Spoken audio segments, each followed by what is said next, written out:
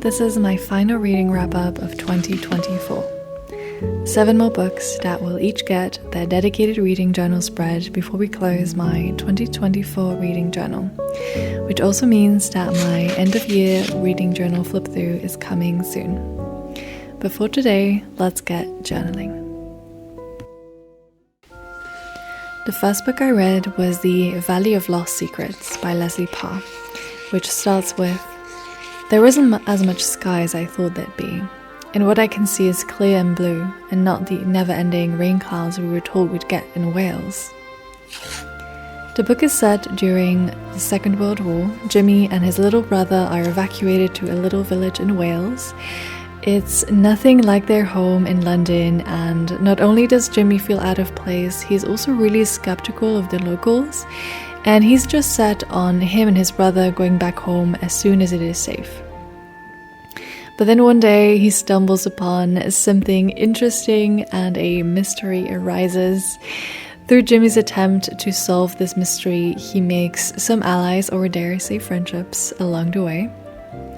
It's a really cute children's book, and my favorite part of it is the way the characters are written. They are so precious, and I feel like the author captured the innocence and stubbornness of kids like Jimmy so well, but at the same time also made room for bullies with varying levels of remorse and just the not so nice aspects of being a child. It makes it very easy for the reader to become invested in the characters. You really feel for them, you can understand their behavior even when it's not the best. So I really loved how the characters were written, as well as their growth during the novel. Also the dynamics between the different child characters and the child characters with the adults seemed very genuine, very authentic to how I would perceive it happening in real life. They were very believable relationships, which made a necessary basis for the message of the book, but also the premise of the plot. The setting of this story was also really wonderful and really well described. I could really imagine running through the hills of Wales with these little brothers. I should say that the adventure/mystery plot is quite simple, so I wouldn't recommend this book solely for the plot itself. If you're looking for a good mystery children's book itself, this is probably not it, but I think it may have been the intention of the author to focus more on the characters, the human suffering and healing part of it.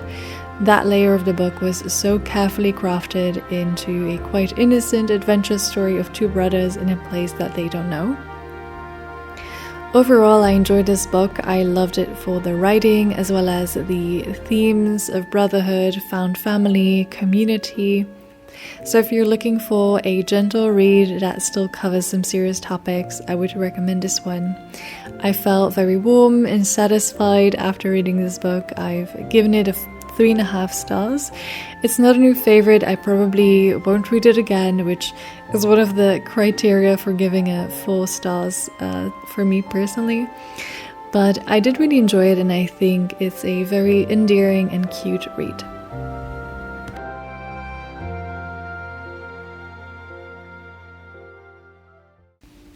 Next, I read Good Material by Dolly Alderton. The book starts off with a chapter titled Reasons Why It's Good I'm Not With Jen, and goes, "Can't dance, has no rhythm at all, used to find it adorable until I saw people laughing at her, and hate to say it, I was embarrassed." Obviously does not make this main character Andy very likable, but it gets a little more reasonable later down the list when he says, refuses to get to the airport a minute earlier than 90 minutes before a flight takes off. And to me, it really changed tone when it came to always late for me, never late for work.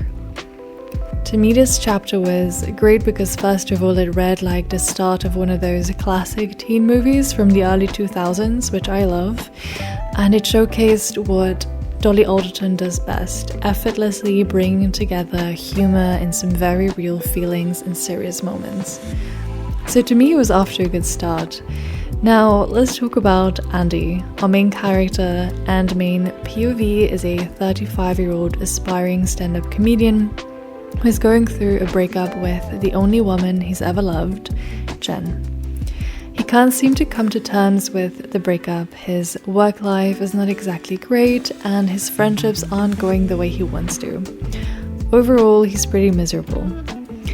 While a lot of people who didn't enjoy this book point to really disliking Andy as the main character and POV, and I get it, he's whiny and mopey and you just want to give him a good shake, but I actually thought that his POV was quite entertaining and funny in a lot of ways, and on the other hand gave a very, what I think was quite authentic view of someone going through a breakup that is messy and feeling like a burden to your friends, feeling like everything else is just wrong also.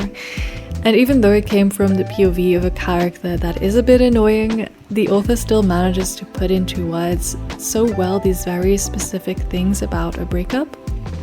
There's this quote that goes, "There are so many hidden miniature breakups within a big breakup. There are so many ahead of me that I haven't even thought of yet." And I felt that because when you've been with someone for so long, you can't separate that part of your life in just one go. You go through saying goodbye to what Dolly Alderton refers to as your subculture of two all the time. The songs you used to listen to in the car and the restaurant where you used to know exactly what the other would order, and just so many things that everything seems somehow connected to your last relationship and now you're no longer in it. It's like, is that still mine or was that just ours? And I thought the author did a great job at describing the breakup part and the thoughts and processes that you kind of go through. But then things went wrong for me a bit. Without going into detail to avoid spoilers, there came the part of the breakup where they start to date other people. And that's where the author did the thing that I hated in her other book, Ghosts, or one of the things. I definitely prefer good material over Ghosts for several reasons, but they have one thing in common that really took me out of it, and I guess is my bookish equivalent of an ick. I could not enjoy it afterwards. It really spells out the things that don't need to be spelled out. In Ghosts, this was ghosting, and in good material, it's situationships. I just prefer it if an author assumes some intelligence from their reader. And these relationship phenomena only stay new for so long. As with ghosting and situationships, no one really needs to be explained what those are anymore. I think you can write about a complicated relationship without writing that it is complicated. And so that's where it lost me a little bit. I will say that I am happy that I continued to read it because the last part of the book was better again. I remembered why I decided to pick it up in the first place. So I am a bit torn when it comes to this author. I absolutely adored everything I know about love, but didn't enjoy Ghosts, and now good material lies somewhere in between. I love Dolly Alderton for her clever use of humor and relatability, but it didn't fully live up to what I wanted it to be. So I would recommend this book if you enjoy romance novels in general. I think overall it was enjoyable, and I'm settling only on 3 stars because of this one thing that may seem harsh, but it just really took me out of the story. And as I am writing this review, I am reading Intermezzo, and Sally Rooney is a perfect example of an author that does assume that her audience will get what she means. She doesn't go out of her way to overly explain things. But I think that's just personal preference, and I guess it's a different genre in a way. So story-wise, the fact that it is really funny and well written in other aspects, I would still recommend this book. But if you're easily put off in a rom-com book, then maybe this one is also not for you.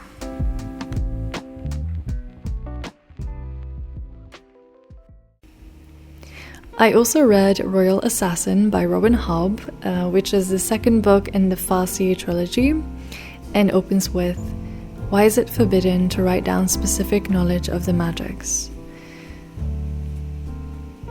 In book 2, we continue to follow Fitz, who is the illegitimate son of a prince who was dropped off by the royal gates at the start of the series and who's gone through a turbulent time in trying to find his place in this new world for him. In Royal Assassin, Fitz is now somewhat grown up. He's sort of found his role, whether he likes it or not. His relationships evolve, he grapples with identity and loyalty, and continues to be tormented by some members of the royal family who don't really appreciate his presence. Robin Hobb is proof that I can enjoy slow-paced fantasy. I always thought that it must not be for me, that maybe I need a lot of story development when it comes to fantasy books, but I've been loving the Farseer trilogy, and it does not have a ton of plot. It does have a lot of other great things, however. Characters and relationships are done so well in these books. Every character feels complex and fully developed. Even if they don't play a key role, they are all driven by their unique motivations and personalities. You get such a great understanding of the characters' behaviors, and it makes you more observant to their actions, even if they're very small. You get frustrated with them and for them when injustices happen, and you just process everything that they go through as a reader as well. It also made me a lot more invested in what will come next, even if it is not big plot events, but rather how relationships will evolve between the characters. And I'm especially amazed at how the author captures Fitz's relationship with all the different characters in his book, including but definitely not limited to the romance aspect, which I also enjoyed and was a clear example of female written romantasy, but my favorite dynamics were definitely with some other characters. It does take me a lot of time to get through these books. It doesn't feel like very casual reading to me, but I do enjoy them. I would even say that I enjoyed this book even more than the first one in the series. There was a lot of world building and getting to know just a handful of characters and the context in the first book. And in the second one, we delve a lot deeper into some of these relationships. Some new characters are introduced, which make a great addition to the cast, let's say, and also plot-wise, a bit more happens. Overall, the second book centers a lot around the foolishness of a boy becoming a man and figuring out what he will stand for and what he will sacrifice. I'm excited to read the third book, Assassin's Quest, in this series, and would really recommend starting this series to anyone who enjoys fantasy. 5 stars for me.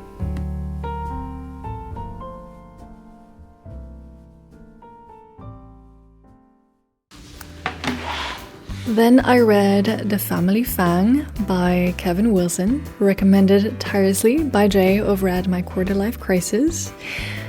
There are a few books where I feel like I have so many things to say, but not the words to express them. I don't really know where to start, and since reading it, I've remembered part of this book like some fever dream, because that's what it feels like reading this. It was strange, but even more compelling and intriguing. It was outrageous, but also hilarious and deeply sad at some parts. So let's start with the plot. Caleb and Camille Fang are performance artists, really dedicated to come up with strange and chaotic performances. Their children, Buster and Annie, have from a young age been involved in these performances, not always very willingly. Now that they are older, they see, and especially we see as a reader, how this childhood is affecting them now in adulthood. Annie is an Oscar-winning actress, but her career is fumbling because of some scandals that she's been involved in.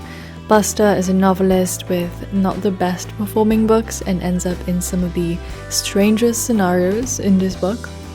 He ends up back home and tries to convince Annie to do the same, where they find their parents, who remain largely unchanged, and planning their final performance with or without their support. There is so much to this book. Obviously there's a lot of humor to the point of being absurd, and there's also the somewhat more subtle parody of the art world. But I also felt deeply sorry for the characters in this book. Well, I felt like we were being held at arm's length emotionally by the author. This story is so inventive that I really want to know what is going on in the brain of Kevin Wilson to come up with a story like this. Possibly to come up with many stories like this, because I haven't read his other work yet.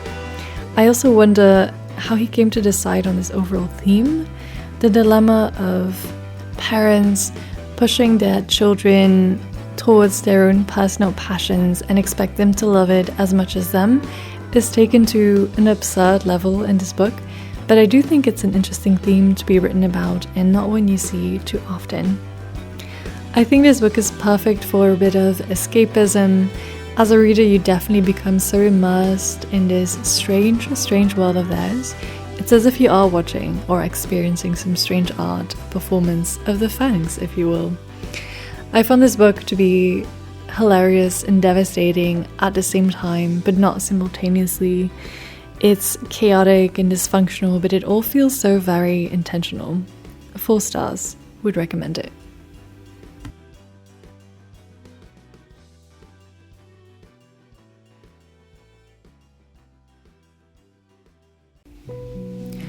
I also read The Education of an Idealist, a memoir by Samantha Power. It took me a very long time to finish this book, not because I didn't enjoy it, but because I felt like I needed to take my time. To me, reading this book felt like sitting down with a mentor and just soaking up all this knowledge and wisdom and lessons learned. If you don't know Samantha Power yet, she's an Irish-American journalist and diplomat. She worked with Obama during his time as senator and later as president, which is covered quite a bit in this book as well. But Samantha Power's early career gave me Rory Gilmore at Yale's vibes, and not just because they were both writing for the Yale Daily News and both wanting to become a foreign correspondent too, but just the drive and the humility but braveness at the same time. The author did start her career as a war correspondent covering the Yugoslav wars, which was very interesting but also just devastating, and I learned so much about the challenges of being ambitious, the bureaucracy and the many walls you run into, but also the gems of people you will meet who are trying to do their part for the world as much as you are. Now, it's not all career talk, and it's definitely not a eulogized resume by any means. I hadn't expected it to be this vulnerable. She's very open, not just about the reflections she makes in her journal throughout the years, but also about how therapy helped her overcome childhood trauma that was manifesting itself into not just her mental health, but also physical health issues. And these honest and open accounts of how long it took to overcome that it wasn't an overnight change, and that it takes time to heal is such an important message that is clear throughout the book. Samantha Power basically decided that gatekeeping is not her thing and shares all the important lessons that she has learned from her own experience, but also from the many people she worked with and became friends with throughout the span of this book. One that really stuck with me months after reading and that I find myself thinking about is the X test. If in trying for Y, the most I accomplish is X, would it still be worth it? Which I thought was a game changer for making these big life decisions. I think she gives the example of if I move to the Balkans to kickstart my career as a war correspondent and the most I accomplish is gaining experience and learning about the Yugoslav wars, would that still be worth it? It just takes a lot of pressure away from big decisions while still being very intentional about what you want to achieve and your end goal is. Another one was the bat cave, an analogy for when things just get a little too much and self-doubt starts kicking in. She describes it as either a place of great stillness or, on other occasions, a place where bats fly around, flapping their wings in sometimes frantic ways. These are just a few examples, and I feel like I got so much out of this book. It ignited some of my former interest as a political science student, and it has the same effect of watching season 4 of Gilmore Girls when Rory goes to Yale and you feel all motivated. I really would recommend this to anyone. If you do not have much interest in US politics and humanitarian interventions, some parts of this book might seem a little long and dry, but there are still so many parts of this book which require no interest in politics or humanitarian things, although perhaps it could be the way to spark your interest in these things too. Reading the news these days, I find myself wondering what Samantha Power might think of all of this, and some of the things discussed in the book definitely give context to the many wars and conflicts happening today. 5 stars, will consult this book many times over. I read one more nonfiction book called How to Lead Nonprofits by Nick Grano. I realize that this is a very specific book and may not be of interest to many of you, so I won't discuss the content, but if you are in the nonprofit sector and civil society and are interested in this, I would definitely recommend this book. It takes a very practical approach, it's very concise, and gives a lot of great advice.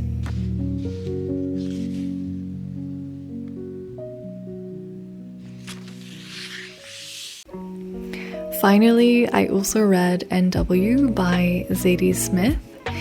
N.W. opens with "The fat sun strolls by the phone masts, anti-climb paint turns sulphurous on school gates and lampposts. In Willisden, people go barefoot, the streets turn European, there is mania for eating outside." It's always a bit of a risky move to read a lesser-known book from a hyped author, but I found N.W. at a secondhand store and not White Teeth, so it's N.W. that I read. The book follows 4 main characters in northwest London, Leah, Natalie, Felix, and Nathan, as they fumble their way through adulthood. I think I perhaps didn't fully get what the author wanted to convey.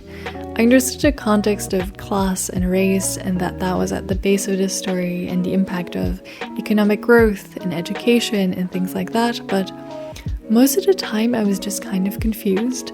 I think the randomness was intentional but just not for me.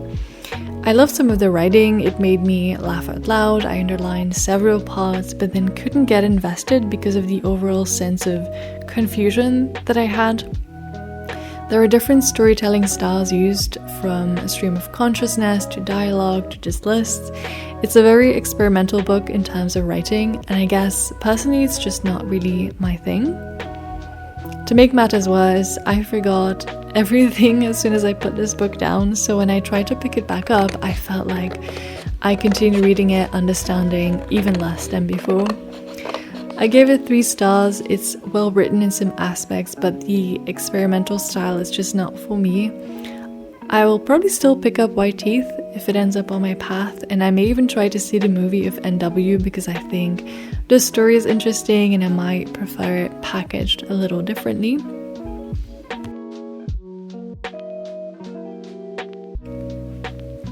So that was the last wrap-up of 2024. I hope to see you soon for the full reading journal flip through.